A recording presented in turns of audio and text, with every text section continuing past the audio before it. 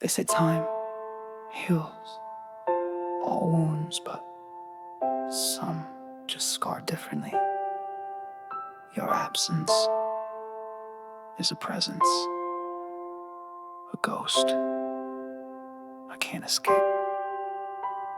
Age 7, waiting by the window every Friday night, nose pressed to the glass until mom turned off the light. Said you'd be there, promised me you'd show. Another disappointment, I was too young to know how to process, how to understand why a father wouldn't want to hold his son's hand. 20 years later and I'm still that kid, standing by that window wondering what I did to make you leave, to make you stay away, to make your promises worth less than what you'd say.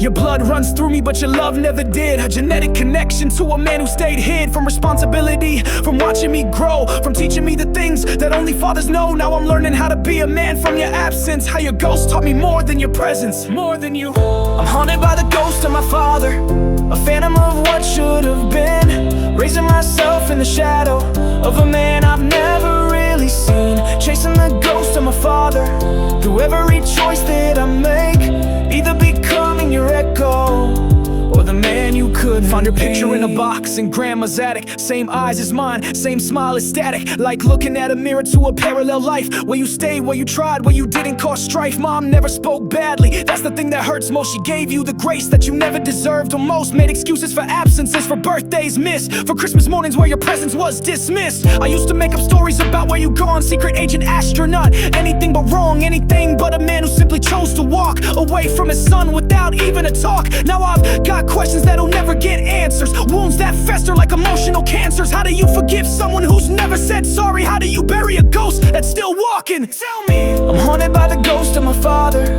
a phantom of what should have been, raising myself in the shadow of a man I've never really seen, chasing the ghost of my father through every choice that I make, either becoming your echo or the man you could be. They say the greatest fear of a son is becoming his father.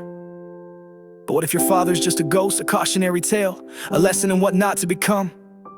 Then your greatest fear becomes not knowing if you're running from a ghost or becoming one yourself.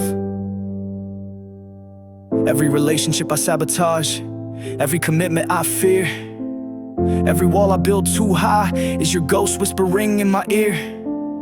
Every time I pull away, every time I can't express, every emotion I bottle up is your legacy of emptiness. I'm fighting shadows in the mirror, I'm battling parts of me that feel like you.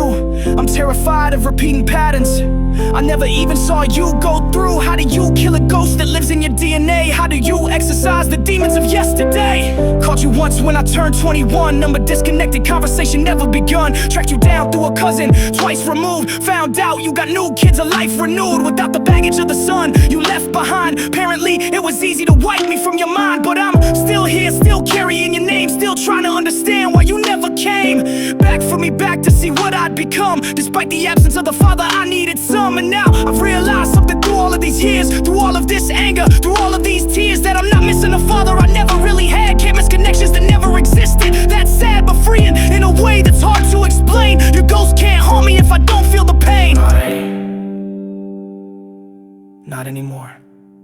I'm haunted by the ghost of my father, a phantom of what should have been, raised myself in the shadow of a man I've never really seen. No longer chasing the ghost of my father through every choice that I make. I'm not becoming your echo, I'm the man you couldn't be.